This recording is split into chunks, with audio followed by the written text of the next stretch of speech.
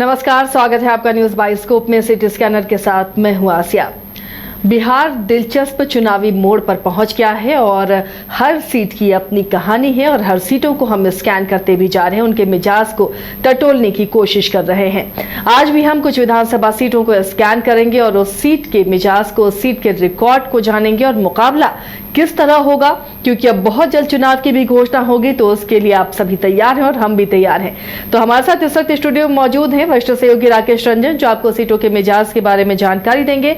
तो चलिए जानते हैं, आज जिस सीट के बारे में पहले बात करेंगे वो है उजियारपुर विधानसभा।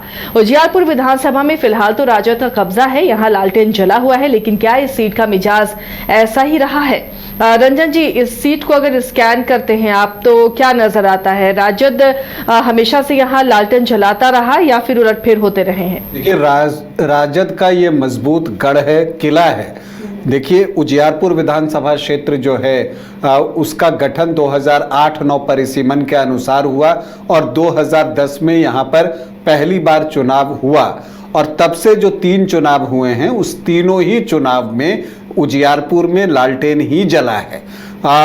पिछले 2 बार से यहाँ पर आलोक कुमार मेहता चुनाव जीत रहे हैं। उससे पहले दुर्गा प्रसाद सिंह 2010 में यहाँ से चुनाव जीते थे। अगर आप उजियारपुर को देखिए तो एक और चीज़ दिखती है कि यहाँ पर 2010 और 15 में ट्रायंगुलर या मल्टी कॉर्नर फाइट देखने को मिली, लेकिन जब 2020 का चुनाव आया तो एक बदलाव दिखा। दरअसल यहाँ पर लेफ्ट का एक प्रभाव था। अब जब लेफ्ट और आरजेडी का गठबंधन हो गया तो उसका एडवांटेज जो है वो यहाँ पर आरजेडी को मिल रहा है। और इस चूंकि यहाँ पर आप अगर सीपीएम के वोट देखें तो वो लगभग 12 से 14% के आसपास थे और एमओवाई इक्वेशन यहाँ पर स्ट्रांग है। तो जब एमओवाई इक्वेशन में मार्क्सवादी कम्युनिस्ट पार्टी के वोट ऐड ऑन हो रहे हैं तो उसका एडवांटेज जो है आरजेडी को मिलता है। हालांकि लोकसभा के चुनाव में यहाँ पर नित्यानंद राय को बढ़त मिली थी, लेकिन वो बढ़त बहुत मामूली थी, 1401 वोटों की, मतलब 1500 से कम, जो ये बताता है कि तब भी मुकाबला जो है वो कांटे का हुआ था। उनके खिलाफ आलोक कुमार मेहता ही उम्मीदवार थे। अब जबकि आलोक कुमार मेहता विधानसभा चुनाव में उतरेंगे तो वो परिस्थितियां अलग होंगी, क्योंकि तब नित्यानंद राय एक कद्दावर नेता उनके खिलाफ थे और नित्यानंद राय चूंकि यादव जाति से संबंध रखते हैं तो वैसे में यादव वोटरों में एक सेंधमारी करने में वो कामयाब हुए थे और उनको 47% वोट लोकसभा चुनाव के दौरान उजियारपुर विधानसभा क्षेत्र में आया है। लेकिन आलोक कुमार मेहता का आप वोट देखिए, उनको जब पिछली बार वो चुनाव लड़े थे विधानसभा का तो 48.8% वोट आया था और इस बार जब लोकसभा के चुनाव में वो उतरे तब भी उनको 46.5% वोट आया है। मतलब कि जो उनका वोट कम भी हुआ तो 2.3% वोट ही कम हुआ। कहने का मतलब उनकी पैठ बनी हुई है। हालांकि इस बीच जो कुछ एक खबरें आई हैं कि कहीं पर उनका विरोध हुआ, लेकिन इस तरह के विरोध कई चुनावों में होता है और कई बार जो है आपके खिलाफ जो थोड़ी बहुत एंटी इनकम्बेंसी होती है उसका भी असर दिखता है और कई बार जो आप ही के कार्यकर्ता होते हैं वो थोड़े नाराज होते हैं, क्योंकि जो विरोध कर रहे थे वो ऐसा लग रहा था कि वो आरजेडी का ही समर्थक वर्ग है।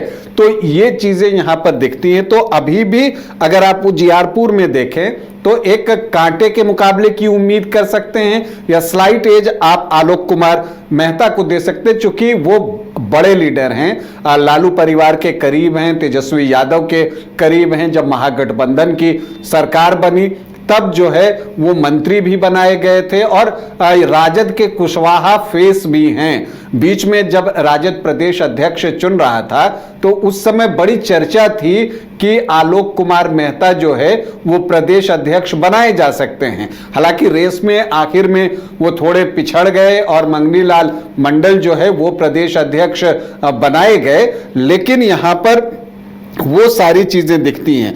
अब 2010 में देखिए यहाँ पर दुर्गा प्रसाद सिंह थे, उन्होंने जो है वहां पर जेडीयू के राम लखन महतो को पराजित किया था।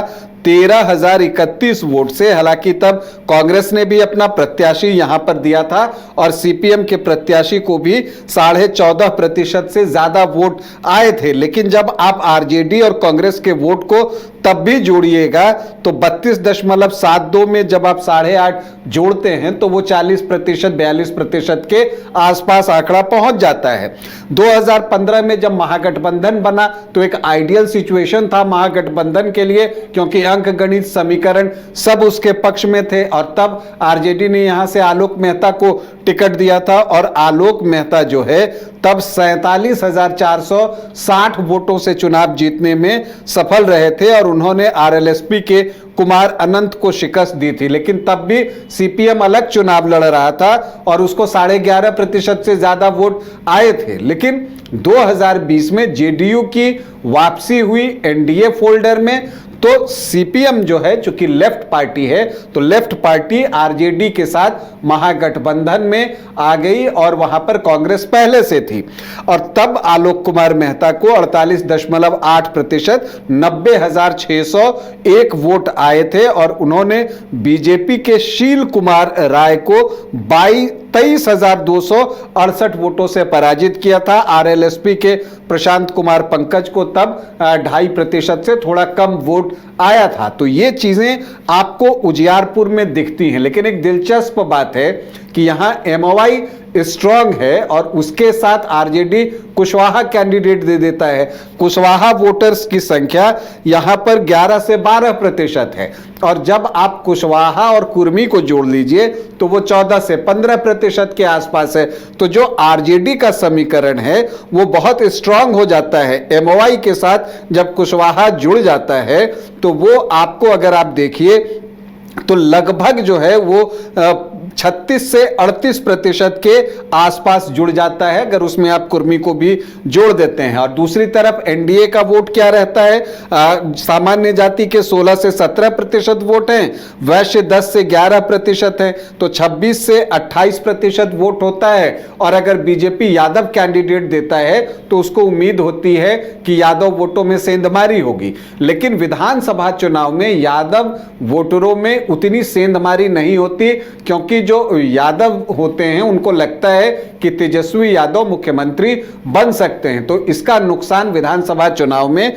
जो है वो बीजेपी को उठाना पड़ता है। तो इस बार ये देखना दिलचस्प होगा कि बीजेपी यहां पर अपना उम्मीदवार किस जाति से चुनती है, क्या यादव कैंडिडेट देगी या ये भी चर्चा है। और एक उपेंद्र कुमार कुशवाहा हैं, वो उपेंद्र कुशवाहा नहीं, आरएलएम वाले सुप्रीमो, ये बीजेपी के उपेंद्र कुशवाहा हैं, बीजेपी के पूर्व जिला अध्यक्ष समस्तीपुर के, वो एक दावेदारी कर रहे हैं। तो अब ये देखना दिलचस्प होगा कि उपेंद्र कुमार कुशवाहा चुनावी मैदान में उतरते हैं या शील कुमार राय। तो ये एक फैसला जो है वो बीजेपी को लेना है। दूसरी तरफ इन दोनों के बीच जो रेस लगी है उम्मीदवारी की, आरएलएम के प्रत्याशी प्रशांत कुमार पंकज भी जो है प्रदेश महासचिव हैं उपेंद्र कुशवाहा की पार्टी के, वो भी यहां पर एक दावेदारी करते हुए दिख रहे हैं। जहां तक आरजेडी से बात है तो आलोक कुमार मेहता ही प्रत्याशी होंगे। तो ये सारी चीजें जो है फिलहाल उजियारपुर में दिख रही हैं। तो ये उजियारपुर की कहानी है, लेकिन वहाँ की जनता का मिजाज क्या है और वहाँ के जो नेता है या जो जनता है उसके मन में क्या चल रहा है, वो क्या चाहती है, क्या बदलाव चाहती है, मौजूदा विधायक से खुश है, पहले जानते हैं उनसे। हमारे नेता की सोच शिक्षा पर है सिर्फ। आज कोई चले हैं कि हम शिक्षित करेंगे, अपने बेटा के लिए वोट दो, ये सब तो हम सुनते हैं ना, तो हमको लगता है कि जैसे शिक्षा आज से शुरू होगा। कौन कह रहे हैं ये मैं नहीं कहूंगा, ये आप बोल दीजिएगा। और रही बात कि आलोक कुमार मेहता, काहे को करिएगा विचार, यहाँ तो ठीक है आलोक कुमार, बात करिए, डालिए बात खत्म। आलोक मेहता जो प्रवासी लोग है उजियारपुर में, जो उजियार रहने वाले नहीं है, नहीं यहाँ के रहने वाले नहीं है, जो प्रवासी हैं, यहाँ सभी लोग पाठशाला में पढ़ाया गया जो जननी जन्मभूमि स्वर्गादपि गरीयसी, इस धरती उजियारपुर के लोग मन बना लिया है जो स्थानीय विधायक चाहिए।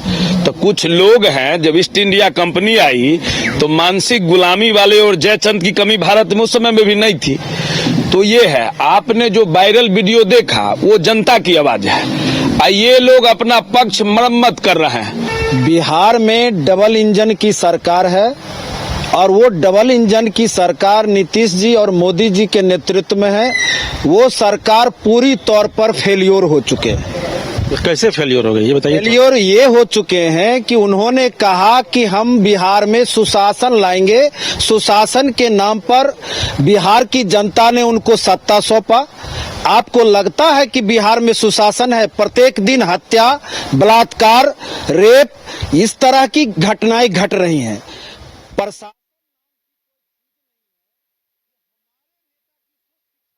उजियारपुर सीट में इस बार कैसा मुकाबला रहेगा, कौन कौन प्रत्याशी चुनावी मैदान में दावेदारी कर रहे हैं, इसे जानने के लिए हम चलेंगे हमारे बिहार संपादक एस के राजीव फोन लाइन पर जुड़े हुए हैं, जो उजियारपुर को स्कैन करके लौट रहे।